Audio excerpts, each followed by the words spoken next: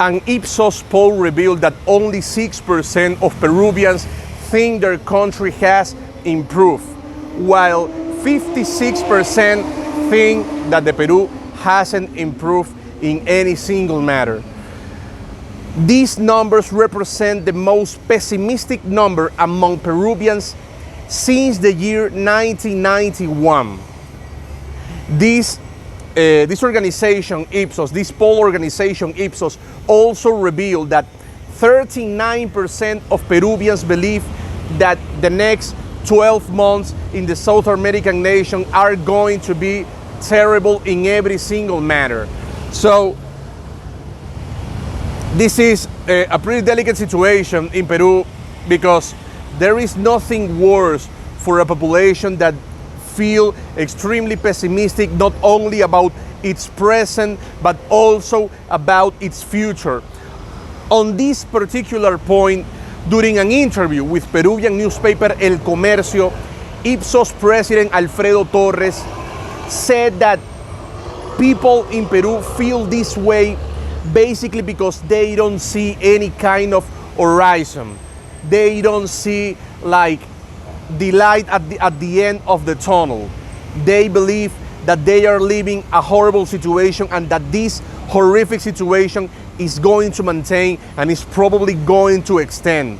So this is extremely delicate, especially for a country that has been dealing with a lot of political scandals over the last few years, with getting to the point that Peru has had like 4 or 5 presidents in the lapse of 2 years, 3 years. So this is a country that has been experiencing a lot of political chaos in almost every single region of the country. Local leaders, opposition leaders, members of the Congress, members of the Senate, and especially the president of the country. He also said, Alfredo Torres also said during this interview with newspaper El Comercio, that this situation, the fact that so many people feel pessimistic, and the fact that many people believe and feel that Peru is extremely bad, that Peru hasn't improved in any single matter, he said this is quite curious, because he says it is an undeniable fact that Peru is way better than in the year 1991.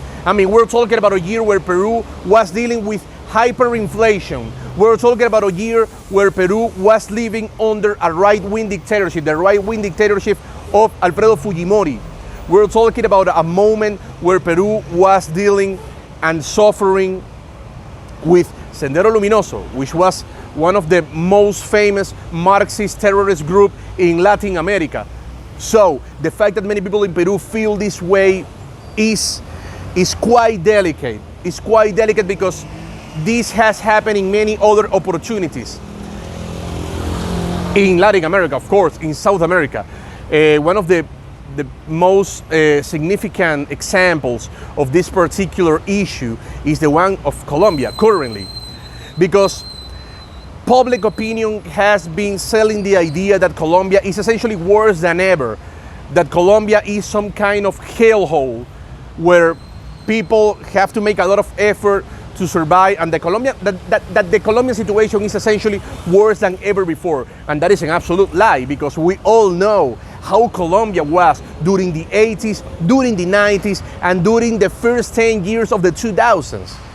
Right now, Colombia is experiencing a lot of problems. That is an undeniable fact. Nevertheless, it is way better than in previous decades. This is exactly the same case of Peru.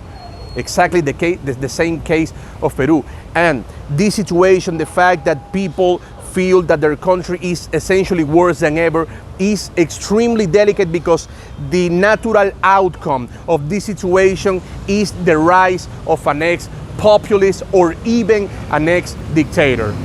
Reporting from Medellín, Colombia, Luis Orozco, Newsweek.